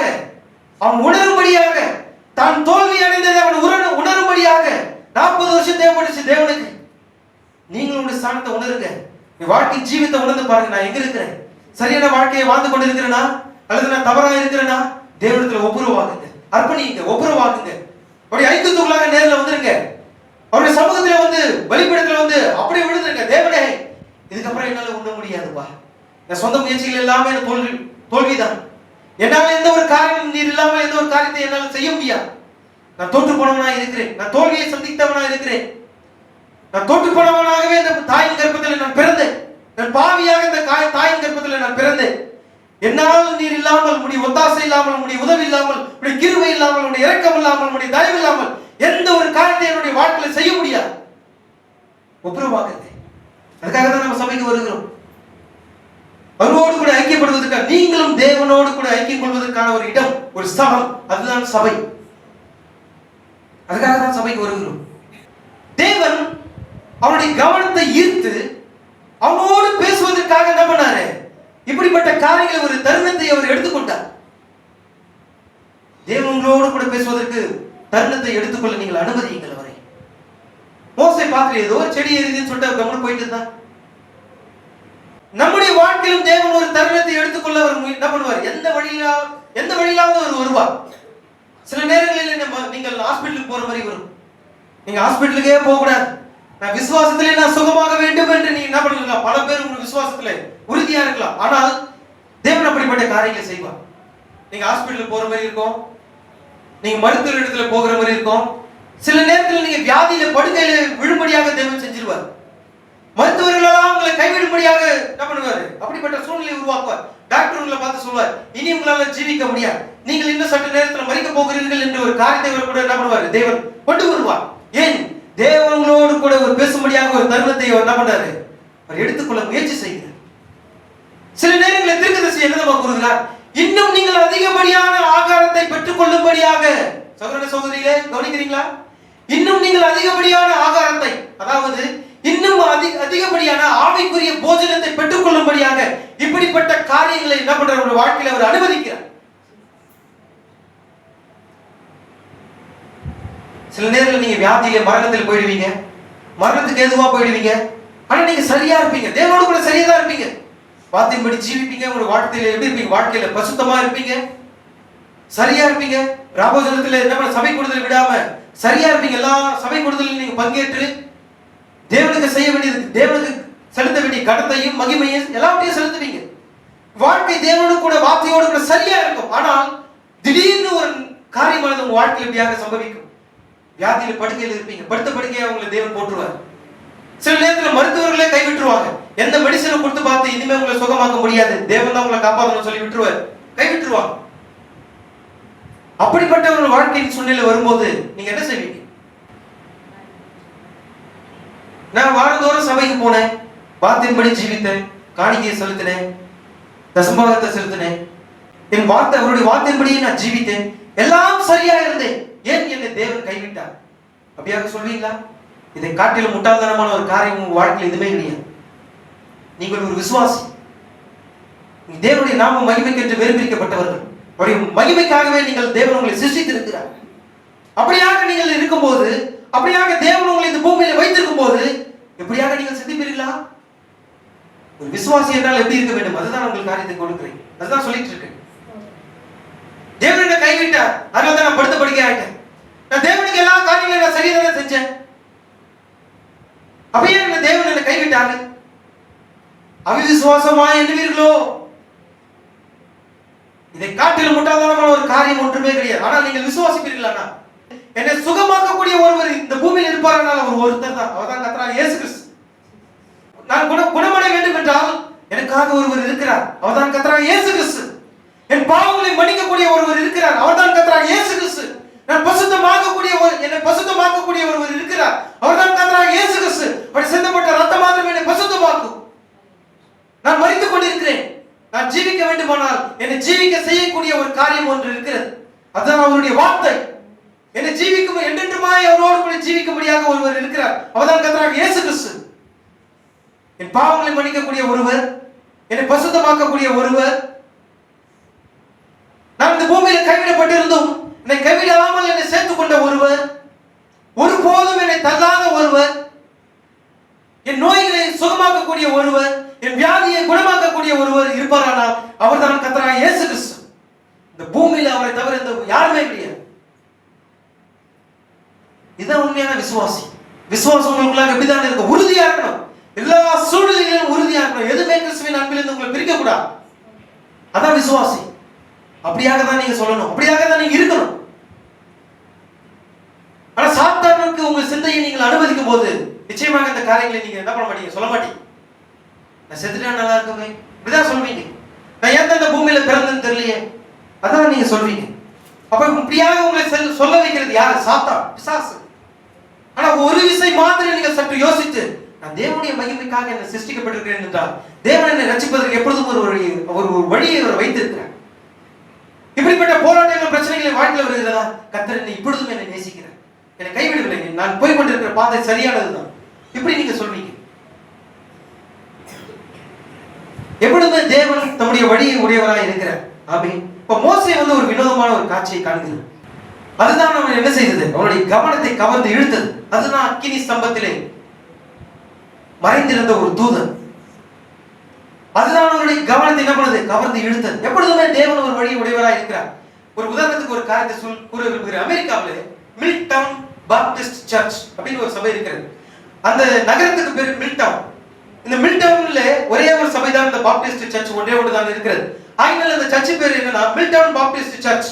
அதுல பாத்தீங்கன்னா வில்லியம் ஹால் என்று சொல்லப்படுகிற ஒரு மெய்ப்பர், சபையின் மெய்ப்பர் அவங்க இருக்கிறார். ஒரு நாளில ஒரு நியூஸ் பேப்பர் பார்க்கிறார். அங்கே பாத்தீங்கன்னா ஒரு நியூஸ் பேப்பர்ல என்ன பண்ண விளம்பரம் ஒன்று இருந்தது. அந்த விளம்பரத்தை அவர் பார்க்கிறார். சிறிய பில்லி சண்டே என்ற ஒரு விளம்பரத்தை அவர் காண்கிறார். இந்த சிறிய பில்லி சண்டே என்றால் அவர்தான் சகோதரர் வில்லியம் மரியன் பிரெனாம். எப்பொழுதுமே ஒரு தெய்வீக சுகமளித்தல் ஆராதனை நடக்கப்படும் போது அது நியூஸ் பேப்பர்ல என்ன பண்ணுவாங்க, விளம்பரமாக அது பத்திரிகையில் என்ன பண்ணுவாங்க, கொடுப்பாங்க. எதுக்காக என்றால் நோய்வாய்ப்பட்டவர்கள், மரித்துக் கொண்டிருக்கிறவர்கள் என்ன பண்ணுவாங்க, அந்த விளம்பரத்தை பார்த்து எங்க அந்த கூட்டம் நடக்கிற அந்த கூட்டத்துக்கு என்ன பண்ணுவாங்க, வியாதிப்பட்டவர்கள் மரித்துக் கொண்டிருக்கிறவர்கள் என்ன பண்ணுவாங்க, அந்த கூட்டத்துக்கு கொண்டு வருவாங்க. இது வழக்கம் போல என்ன பண்ணுவாங்க, எப்பொழுதுமே செய்தித்தாள்களிலே இந்த பத்திரிகையில விளம்பரப்படுத்துவாங்க. சிறிய பில்லி சண்டே என்று சொல்லப்பட்டிருந்தது. இந்த மில்டன் பாப்டிஸ்ட் சர்ச்சை சேர்ந்த அந்த சபையின் போதகர் வில்லியம் ஹால் இந்த விளம்பரத்தை பார்த்தவர் என்ன பண்றாரு, இந்த சிறிய பில்லி சண்டே யார், நான் அவரை காண வேண்டும் என்று எப்படி இருந்தார், கேலி கிண்டல் செய்து கொண்டிருந்தார். அவ்வளவு பெரிய ஒரு ஆளா இவரு, அவ்வளவு பெரிய ஊழியக்காரனா இவரு, நான் யாரும் தெரியல, நான் போய் பார்த்தா நல்லா இருக்குமே, அவர் எப்படிப்பட்ட ஒரு தோட்டத்தில் இருப்பார், அவர் போய் பார்த்தா நல்லா இருக்குமே சொல்லி இப்படியாக ஒரு கேலி கிண்டல் செய்து கொண்டிருந்தார். இவர் என்ன செய்தார், ஒரு நாளிலே அந்த கூட்டமானது ஒழுங்குபடுத்தப்பட்டு ஆயுதப்படுத்தப்பட்டு அங்கே நடந்து கொண்டிருக்கும் போது இந்த வில்லியம் ஹால் என்ன செய்யறார், வாயில ஒரு சிகரெட், அந்த காலத்துல இருந்த பழைய காலத்து சிகரெட். இவர் ஒரு போதகர், ஒரு பாப்டிஸ்ட் சபையின் போதகர், சிகரெட் வாயில வச்சுக்கிட்டு என்ன பண்றாரு, அப்படியே அந்த சபை கூட்டத்துக்கு போகிறார். சிகரெட் என்ன பண்றாரு, தூக்கி போட்டுட்டு அங்க இருக்கிற சபையில இருக்கிற டீக்கன் சகோதரர்களை பார்த்து, அந்த சிறிய பில்லி சண்டை யார், அவர்னா அவ்வளவு பெரிய ஆளா, அவரு தான் இந்த சபை கூட்டத்துக்கு வரேன்னு சொல்லி இருக்கிறாருமே, நான் அவரை பார்க்கணும், அவர் எப்படிப்பட்ட தோட்டத்தை உடையவராக இருக்க இருக்கிறார் என்பதை நான் காண வேண்டும். அவரை குறித்து நான் நியூஸ் பேப்பர்ல விளம்பரத்துல பார்த்தேன். இது உண்மைதானா பொய் தானா என்பதை அறிந்து கொள்வதற்காக இங்க வந்து இப்படியாக என்ன பண்றாரு, சேர்ல உட்கார்ந்து கால் மேல கால் போட்டுக்கிட்டு கேலி கிண்டல் செய்து கொண்டிருந்தார். அன்னைக்கு இரவே நடந்த கூட்டத்தில் அவர் ரட்சிக்கப்பட்டார். இதுதான் பெரிய காரியம். இப்படியாக கேலி கிண்டல் செய்து கொண்டிருந்த மனிதன் அன்னைக்கு இரவே அந்த செய்தியில் அவர் ரட்சிக்கப்பட்டார். பாத்தீங்களா? அந்த மனிதன் ரட்சிக்கப்படும்படியாக அவருடைய கவனத்தை ஈர்க்கும்படியாக தேவன் ஒரு காரியத்தை எப்பொழுதுமே உடையவராக இருக்கிறார். நியூஸ் பேப்பர் அந்த வாயிலாக என்ன பண்றாரு, இந்த பார்த்து அறிந்து ரட்சிக்கும்படியான ஒரு காரியம் அங்கே வெளிப்பட்டது. அதனாலதான் சொல்றேன், தேவன் எப்பொழுதுமே என்ன பண்றாரு, உங்களை கவர்ந்து இழுக்கக்கூடிய ஒரு வழியை வைத்திருக்கிறார். வாழ்க்கையில கஷ்டம் வந்தாலும் நஷ்டம் வந்தாலும், நீங்க உடைந்து போகிற ஒரு சூழ்நிலை வந்தாலும், ஒரு இருதய வலி உங்களை வாழ்க்கையில வந்தாலும், ஒரு கடினமான பாதையில நீங்க செல்ல வேண்டிய நேர்ந்தாலும் அதை பத்தி கவலைப்படாதீங்க. தேவன் அந்த வழியாகத்தான் உங்களை என்ன பண்றார், கவர்ந்து தன் பக்கமாக இழுத்துக் கொள்கிறார். அதுக்காக தான் தேவன் அப்படிப்பட்ட காரியங்களை உங்கள் வாழ்க்கையில அவர் செய்கிறவராய் இருக்கிறார். இப்ப பாருங்கள், மோசே இப்படிப்பட்ட அற்புதமான காட்சியை கண்டு அவன் என்ன பண்ண, கிட்டி நெருங்கி சேருகிறான். அது என்னவா இருக்கும் சொல்லி என்ன பண்றான், கிட்டி நெருங்கி அதை உற்று பார்க்கிறான். பாருங்கள் சகோதரனே, நாமும் அதை போல நம்ம என்ன பண்ணணும், கிட்ட உற்று போய் அது என்னது என்பதை என்ன பண்ணணும், ஆராய்ந்து அறிந்து கொள்ள வேண்டியவர்களா இருக்கிறோம். மோசே இது என்ன பண்றாரு, கிட்டி நெருங்கி போய் அது உண்மைதானா, இது எப்படிப்பட்ட ஒன்றா இருக்கிறது என்று சொல்லி என்ன பண்றாரு மோசே, அங்கே கிட்ட போய் அந்த பச்சை மரம் வேகாத இருக்கிறதை பார்த்து ஆச்சரியப்பட்டு இது என்னவா இருக்கும் என்று சொல்லி என்ன பண்றாரு, கிட்ட போகிறார். அதே போலதான் நாமும் என்ன செய்யணும், கிட்ட நெருங்கி, யார் கூட கிட்டி நெருங்கி, தேவனோடு கிட்டி நெருங்கி சேரணும். அப்ப சேரும் போதுதான் அவர் யாரா இருக்கிறார், அவர் என்னவா இருக்கிறார், அவர் எப்படிப்பட்டவரா இருக்கிறார் என்பதை நமக்கு அறிந்து கொள்ள முடியும். மோசே என்ன பண்றாரு, கிட்டி நெருங்கி போய் சேரும் போது அவர் என்னவா இருந்தார், அக்கினி ஸ்தம்பத்திலே தன்னை திரையிட்டு மறைந்து கொண்டிருந்த தேவனா இருந்தார் என்பதை அவன் கண்டுகொண்டான்.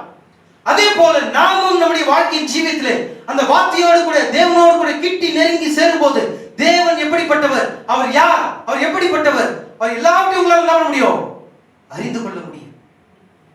தேவன் மோசே இடத்துல சொன்னார், ஜனங்கள் வந்து என்ன பண்ண மாட்டாங்க, என்னை நம்ப மாட்டாங்க, என்னை விசுவாசிக்க மாட்டாங்க, அப்படியானால் என்னை அனுப்பினது யார் என்று நான் கூற வேண்டும் என்று கேட்கும் போது, நான் இருக்கிறேன் என்பவர் சொல்கிறதாவது என்று போய் சொல் என்று கூறினார். இருக்கிறேன், இருந்தவர் அல்ல, இனிமேல் இருக்க போகிறவர் என்று சொல்லவில்லை, இருக்கிறேன் என்று சொல்கிறவர். அல்லேலூயா.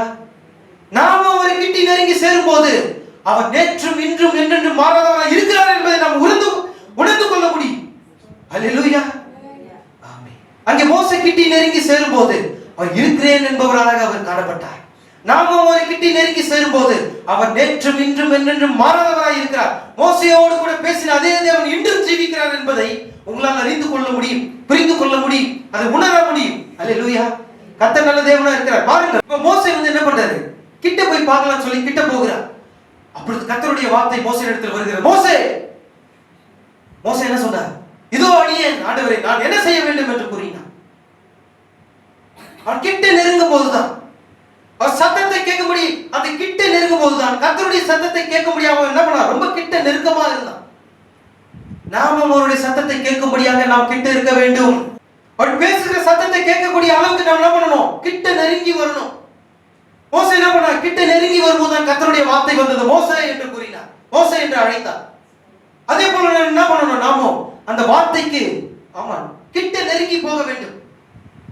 அதுதான் பசுத்த பேதுரு பசுத்த ஆவியை நிறைந்தவனாக அங்கே எழுந்து நின்று ஒரு காரியத்தை கூறினார். வாக்குத்தத்தமானது உங்களுக்கும் உங்கள் பிள்ளைகளுக்கும் நம்முடைய கர்த்தராகிய தேவன் அழைக்கக்கூடிய தூரத்தில் இருக்கிற யாவருக்கும் உண்டாயிருக்கிறது என்று கூறினார். நீங்க அப்போஸ்தலர் 2:19 வாசிப்பீர்களா, அங்க என்ன சொல்லப்பட்டிருக்கிறது என்றால், வாக்குத்தத்தமானது உங்களுக்கும் உங்கள் பிள்ளைகளுக்கும் நம்முடைய தேவனாகிய கர்த்தர் வரவழைக்கும் தூரத்தில் உள்ள யாவருக்கும். தூரத்தில் உள்ள யாவருக்கும் எப்படி, ரொம்ப தூரத்தில் இல்ல, அவருடைய சத்தத்தை கேட்கக்கூடிய அளவுக்கு இருக்கிற யாவருக்கும் இந்த வாக்குத்தத்தமானது உண்டாயிருக்கிறது. அப்ப அநேக சமயங்கள் எங்க இருக்கிறது, தேவனுடைய வார்த்தையை விட்டு அவரை அழைக்கக்கூடிய தூரத்தில் இல்லாம வெகு தூரத்துல போயிட்டார். அவங்க கிட்டி நெருங்கி தேவனுடைய சத்தத்தை கேட்கும்படியாக அவர் கிட்ட நெருங்கி இருப்பார்களானால் இந்த வாக்குத்தத்தத்தை என்ன பண்ணணும், அநேக சபைகள் இந்த வாக்குத்தத்தத்தை பற்றி கொண்டிருக்கும். ஏன்னா இதுதான் வாக்குத்தத்தம். இந்த வாக்குத்தத்தம் நமக்கு கொடுக்கப்பட்டிருக்கிறது. இந்த வாக்குத்தத்தத்தின் படிதான் நமக்கு உள்ள வந்திருக்கிறோம். என்ன வாக்குத்தத்தம், பாவம் மன்னிப்புக்கு என்று கர்த்தராகிய இயேசு கிறிஸ்து நாமத்தினால் ஞானஸ்நானம் பெறுங்கள், அப்பொழுது பரிசுத்த ஆவியை பெற்றுக்கொள்வீர்கள். இந்த வாக்குத்தத்தமானது யாருக்கு உண்டாயிருக்கிறது, உங்களுக்கும் உங்களுக்கு பின் வருகிற உங்க சந்ததிக்கும். அல்லேலூயா.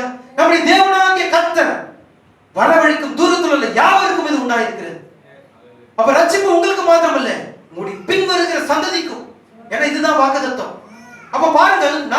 நெருங்கி சேர்ந்ததுனாலதான் இந்த வாக்குத்தத்தத்தை நாம் பெற்றுக்கொண்டோம்.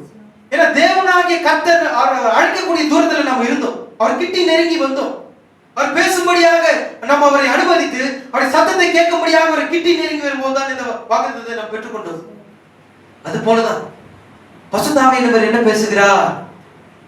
இன்னும் நீங்க என்ன பண்ணணும்? கிட்டி நெருங்கி வந்து அவருடைய சத்தத்தை கேட்கும்படியாக கிட்டி நெருங்கி வாருங்கள். மோசே கிட்டி நெருங்கி வரும்போதுதான் கர்த்தர் மோசேயை பார்த்து மோசே என்று அழைத்தார்.